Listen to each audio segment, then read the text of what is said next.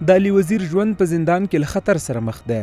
د پاکستاني ریاست زندان کې د پښتون ژغورنې غورځنګ د مخکښ علي وزیر د ژوند او روغتیا په تړاو اندېښنې هغه مهال زیاتې شوې چې د نوموړي میرمنې یو ورور د پاکستان له پوځ او عمران خان څخه وغوښتل چې د نوموړي د سلامتیا ضمانت دې ورکړي. د پښتونخوا ملي عوامي ګوند مشر محمود خان اسکزي هم د یوې اعلامیې په خپرولو سره د علي وزیر د ژر تر ژره خلاصون غوښتنه کړې.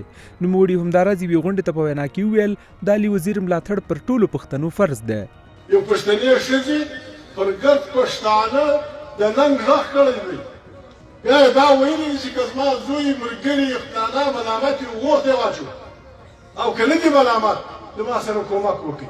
بل څوک کومک کوي که نه کوي پښتونخوا ملت د علي وزیر د ژوند او روغتیا د اندېښنو اوازو سره د پښتون ژغورنې غورځنګ مشرانو منظور احمد پښتين او محسن داوړ د پاکستان کراچۍ ښار سیاسي چارواکو سره مسلسل په اړیکه کې ول چې بیګانه وخته کراچۍ کې د غورځنګ یو مشر حاجي محمد شیر خان د علي وزیر سره لیدنه ترسره کړه او د نوموړي روغتیا یې د ډاډ وړ وبلله، خو زیاته یې کړه چې علي وزیر د روغتیایي ارزونې په موخه په بېلابېلو بهانو روغتون ته وړي. هغه علي وزیر سره له لیدنې لږ ساعت وروسته پر فیسبوک د پاکستاني استخباراتو او پوځ یو شمېر رازونه افشا کړل. علي سره موږ خپلې په فون باندې خبرې وشولې، ډېر مطمئن وو.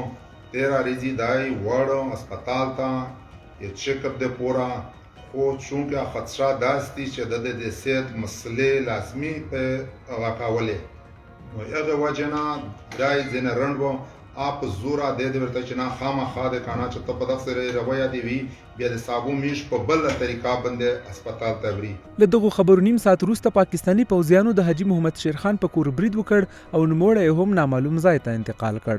د پښتون ژغورنې غورځنګ بنسټګر منظور پښتين په پښتونخوا او ګڼو نورو ښارونو کې د علي وزیر د نیول کېدو پر ضد احتجاجونه وکړل او لا هم دغه لړۍ دوام لري.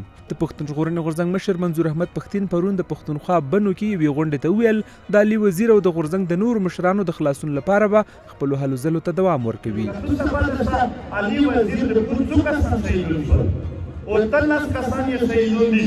د ریاست دیگی پاور دیگی پولیس دیگی حکومت ایگی 13 کسان یو کاتل نو ونیو خو علي وزیر یې تقریر کړی او پاتې ونیو.